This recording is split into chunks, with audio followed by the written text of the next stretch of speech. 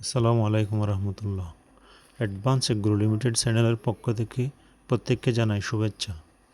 আপনাদের অনেকেই অবগত আছেন, বাংলাদেশে আধুনিক পদ্ধতিতে মালটা চাষ করে অনেকেই স্বপ্ন পূরণ করে চলছেন, কিন্তু কতিপয় ছোটোখাটো ভুল ত্রুটির কারণে অনেকের গাছে ফল ধরছে না অথবা ফুল ঝরে যায়। আজকের ভিডিওতে আমরা সেই সকল সমস্যার সমাধান নিয়ে যাতে প্রত্যেককে লাভবান হতে পারেন সেই প্রয়াস। তবে সেজন্য মনোযোগ সহকারে ভিডিওর শেষ পর্যন্ত দেখতে থাকুন।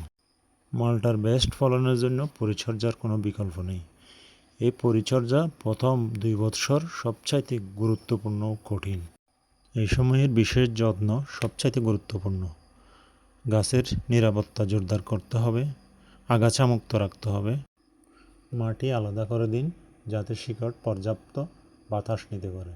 শুষ্ক মৌসুমে নিয়মিত সেচ দিতে হবে, তবে কখনোই গাছের গোড়ায় যাতে পানি জমতে না পারে এই বিষয়টা খেয়াল রাখতে হবে, কারণ জলাবদ্ধতা হলো সবচাইতে গাছের জন্য ভয়ঙ্কর। শিকড় পচে যেতে পারে, তাহলে গাছ দুর্বল হয়ে যেতে পারে, এমনকি গাছ মারাও যেতে পারে। বর্ষাকালে অতিরিক্ত পানি যাতে জমতে না পারে সেজন্য উন্নত পানি নিষ্কাশনের ব্যবস্থা করতে হবে। গাছের বয়স অনুযায়ী কয়েকবার জৈব সার দিতে হবে, যেমন পচা গোবর, কম্পোস্ট। প্রয়োজন অনুযায়ী সুষম রাসায়নিক সারও দিতে হবে যাতে সুস্থ থাকে এবং গাছের ফলন বৃদ্ধি হয়। পাশাপাশি শুকনো, দুর্বল, রোগাক্রান্ত ডালপালা ছেঁটে ফেলতে হবে, কেটে ফেলতে হবে, যাতে নতুন ঢাল গজানোর পরিবেশ সৃষ্টি হয়। এতে ফলন আরও বৃদ্ধি পাবে। এবার আসো আমরা কিছু রোগ নিয়ে আলাপ করব। মালটা গাছের যে বিশেষ রোগ তার মধ্যে লিফ মাইনার, ফলমাছি, স্কেল পোকা এবং বিভিন্ন ছত্রাকজনিত রোগের আক্রমণ দেখা দিতে পারে। তাই নিয়মিত গাছ পর্যবেক্ষণ করতে হবে। এক্ষেত্রে কৃষি কর্মকর্তার পরামর্শ এবং পর্যবেক্ষণ জরুরি হতে পারে। আক্রান্ত পাতা বা ডাল দ্রুত অপসারণ করলে এক্ষেত্রে অধিক ফল পাওয়া যায়, তবে কিছু প্রয়োজনীয় বালাইনাশক ব্যবহার করা যেতে পারে। ফল পরিপক্ক হলে সবুজ রং ধীরে ধীরে হলুদ বা কমলা রং ধারণ করে, তখন হাত দিয়ে না ছেড়ে কাঁচি দিয়ে সাবধানে ফল সংগ্রহ করুন। এতে ফল পরবর্তী ফলের জন্য সমস্যা হতে পারে। ফল টেনে ছিঁড়ে ফেললে অন্যান্য ডালপালা ভেঙে গিয়ে গাছ এবং ফলের উপর প্রভাব পড়তে পারে। যে বিষয়টা গুরুত্ব দিতে হবে, উন্নত কলমের চারা নির্বাচন এবং সঠিক দূরত্ব বজায় রেখে চারা রোপণ করতে হবে। এরপর আসি পোকার আক্রমণ।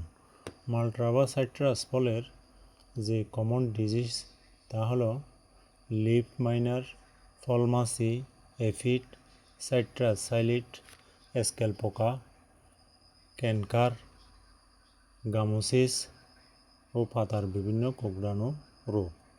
এজন্য প্রথমে প্রতিরোধ ব্যবস্থাকে গুরুত্ব দিতে হবে। প্রথমে বাগান পরিষ্কার রাখা, বাগানকে নিয়মিত পরিষ্কার রাখতে হবে এবং আক্রান্ত পাতা দেখা গেলে সাথে সাথে তা অপসারণ করতে হবে এবং ফেরোমন ফাঁদ বা হলুদ স্টিকি টেপ ব্যবহার করে সমন্বিত বালাই ব্যবস্থাপনা অনুসরণ করা যেতে পারে।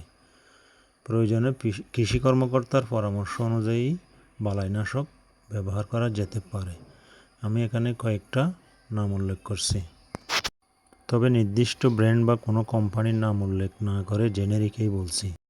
এফিড, সাইলিট ও অন্যান্য রক্তচোষার আক্রমণে ইমিডাক্লোপ্রিড, লিফ মাইনার ও মাইটস দমনে অ্যাবামেকটিন, ফলমাছি ও কিছু চিবিয়ে খাওয়া পোকা দমনে স্পিনোসেট, ক্যানকার ও অন্যান্য ব্যাকটেরিয়া বা ছত্রাকজনিত রোগ দমনে কপার অক্সিক্লোরাইড ব্যবহার করতে পারেন।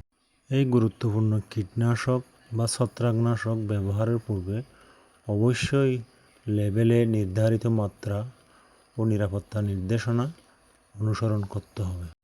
ফল সংগ্রহের পূর্বে অবশ্যই প্রি হারভেস্ট ইন্টারভ্যাল নীতিমালা অনুসরণ করতে হবে, নতুবা সবাই ক্ষতিগ্রস্ত হবে।